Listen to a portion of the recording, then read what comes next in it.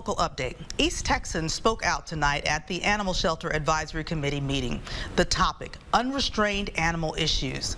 KLTV's Celeste Lay breaks down what was said and just how many phone calls a committee member says animal control officers are receiving.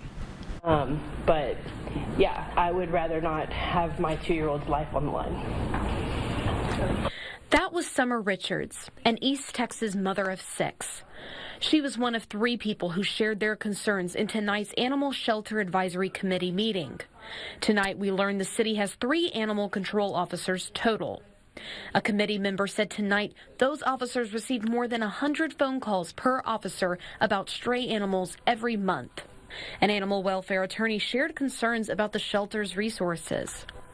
3 is not enough. And when you realize how hard they work, and if you know these people personally, you know they work way after hours and they do stuff during their private, personal home time with their family to raise money for the shelter, to go to events for other animal charities, other rescues and things like that. These people are so overextended, only 3. We certainly could use a 4th, absolutely. A main point of discussion, stray dogs and the potential for aggressive behavior. A committee member said since October, 82 bites had been confirmed, and 61 of those came from owned dogs who escaped their home. A resident shared his thoughts about a possible solution. Fundamental responsibility that we have here is public safety. Public safety from these large, potentially aggressive dogs that are a danger to us and our children and our pets that we are responsibly keeping penned up in our yards.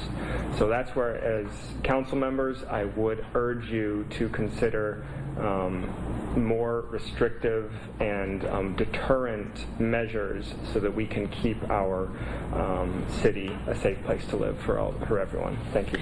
The advisory committee and City of Longview tells us they are working to find solutions and want to make sure they have a solid plan to keep animals and community members safe. Celeste Lay, KLTV 7 News. The advisory committee will have 2 more meetings in the coming months to discuss possible solutions.